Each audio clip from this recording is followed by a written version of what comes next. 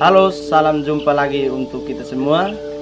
Jadi baik, di video kali berikut ini saya sendiri akan menjelaskan mengenai bagian-bagian atau alat-alat mesin pertanian. Jadi mesin pertanian yang saya mau jelaskan salah satunya di sini adalah mesin traktor tangan. Tapi sebelumnya kita perkenalkan diri dulu ya. Jadi nama lengkap saya itu Gabriel Suryanto Betano, biasa dipanggil Ian. Saya berasal dari sebuah universitas di TTU, yaitu Universitas Timur, dengan Fakultas Pertanian, khususnya di Prodi Agroteknologi. Jadi sekilas perkenalkan diri ya teman-teman. Langsung saja kita masuk ke bagian-bagian mesin tersebut. Oke, jadi baik, sekarang sudah kita lihat mesinnya ada di depan kita ya teman-teman. Jadi langsung saja perkenalkan merek mesinnya atau tipe mesinnya ini dengan nomor RD85DI sampai 25S ini. Lalu kemudian di mesin traktor ini, di sini kita lihat ada tangki juga. Ya, tangki ini berfungsi sebagai penampung bahan bakar. Jadi bahan bakar yang digunakan oleh mesin ini, mesin traktor tangan ini teman-teman, biasanya menggunakan bahan bakar diesel. Lalu di dalamnya ini juga dapat menggunakan saringan. Saringan ini berfungsi sebagai penyaring kotoran yang berasal dari bahan bakar yang kita gunakan yaitu diesel teman-teman. Oke, lalu di bagian sini juga ada radiator. Radiator ini berfungsi sebagai penampung atau penyimpan bahan pendingin. Jadi setiap radiator pada mesin itu pasti menggunakan bahan pendingin. Jadi bahan pendingin ini biasanya kita menggunakan air bersih atau air tawar ya teman-teman. Lalu kemudian di sini juga di bagian sini lagi ada saringan udara teman-teman. Jadi fungsi dari saringan udara di mesin diesel ini atau mesin traktor ini adalah untuk menyaring udara yang berasal dari mesin traktor ini teman-teman. Lalu kemudian kembali lagi ke knalpot ini. Knalpot ini berfungsi sebagai pengambilan udara kotor dari saringan udara ini sehingga dapat membuang udara kotor. Biasanya knalpot itu berfungsi sebagai pembuangan itu. Lalu kembali lagi di bagian bawah sini teman-teman. Di sini ada setelan gas. Setelan gas ini biasanya diikat dengan tali sehingga berdekatan dengan setir traktor tangan tersebut. Lalu kembali di bawah sini ada tangki oli. Ini di sini tempat dimana kita dapat membuka lalu mengisi oli atau kita dapat mengecek oli sudah berapa kita pakai oli tersebut. Di bawah sini lagi, di bawah sini ada pembuangannya. Jadi ketika kita mau ganti oli, pasti kita harus membuka ini agar kita dapat membuang oli yang sudah kita pakai atau oli kotor.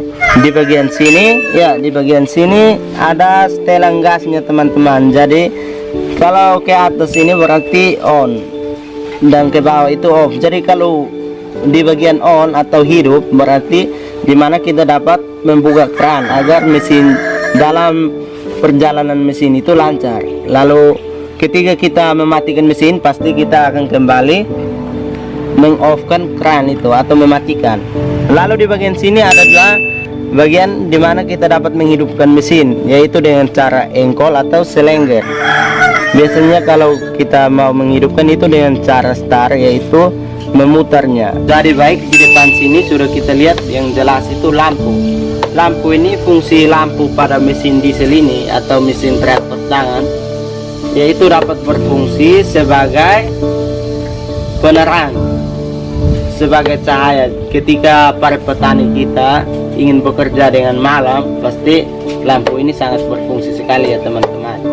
Lalu di bagian sini juga ada standar. Standar ini sudah kita tahu, pasti setiap kali kita ingin berhenti pasti standar ini sangat berfungsi sebagai penahan. Oke, jadi di bagian kiri saya, di bagian kiri traktor ini terdapat poli besar lalu poli kecil. Nah, puli besar ini sudah dirancang langsung dengan mesin. Lalu ada puli kecilnya ini berhubungan atau berjajaran dengan roda traktor ya teman-teman. Lalu antara puli besar dan puli kecil ini dapat dihubungkan dengan fabel atau tali kipas yang biasa kita dengar itu, agar dapat menjadi bahan penarik sehingga roda dari mesin traktor ini dapat berputar. Di bagian sini juga terdapat ban atau roda.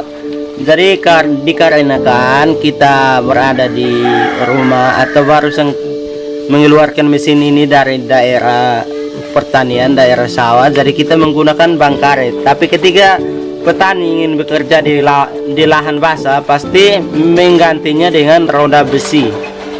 Oke. Di bagian sini teman-teman ada tempat dimana kita dapat menyambungkan gigi pembajak atau sekop, lalu sisir dan baling-baling atau disebut dengan gelebek. Sudah. Oke, jadi di bagian sini teman-teman terdapat tempat untuk pengisian bahan pelumas atau oli gear. Gearnya terdapat di dalam ya. Jadi biasa kalau kita mendengar gearnya sudah berbunyi, itu kita pasti mengecek bahan pelumasnya di sini. Lalu bahan pengganti pelumas, biasanya kalau kita mau menggantikan bahan pelumas yang sudah kotor, kita menggantikannya melalui bagian bawah sini. Terdapat di bawah sini ya teman-teman. Pasti teman-teman yang sudah pernah lihat pasti sudah tahu. Oke, jadi di bagian sini ada klep teman-teman. Jadi klep ini berfungsi ketika di saat kita menghidupkan traktor atau mengengkolnya dari bagian sini, pasti kita harus menahan atau mengangkat klep ini sehingga traktor dapat berbunyi ketika di saat kita melepaskan kembali klepnya. Di bagian sini juga terdapat chassis atau rangka mesinnya ini. Jadi mesin tidak dapat berjalan kalau tidak ada rangkanya teman-teman. Oke, jadi di bagian sini terdapat uas handle-nya teman-teman. Jadi handle ini bisa dapat dikatakan sebagai porsionelen atau pengatur gigi teman-teman, gigi pada mesin. Jadi ketika handle ini dinaikkan ke atas, ini terdapat dua pertukarannya atau bisa disebut gigi 1 gigi 2. Jadi ketika dinaikkan berarti mesin ini sudah siap untuk berjalan. Lalu kembali di bagian sini ada uas gasnya teman-teman, karena ini disebut mesin traktor tangan. Jadi gasnya disambung dari mesin dengan tali itu ke bagian setir ini, setir mesin tersebut. Jadi kita lihat saja, ini adalah setir dari traktor tangan tersebut. Kemudian di bagian sini juga teman-teman ada kopling kanan. Dilihat dari posisi saya, ini kopling kanan. Kopling kanan ini berfungsi sebagai pengatur arah ketika kita berbelok ke kanan. Kalau kita meramasnya dua-dua, berarti itu bertanda mesin akan berhenti. Di bagian sini juga terdapat kopling kiri. Jadi traktor ini terdapat dua bagian koplingnya. Jadi ada kopling kiri dan kopling kanan. Jadi yang kita lihat juga, di saat kita mau mengarahkan traktor atau berbelok ke kiri, pasti kita akan meramas di bagian kopling kiri.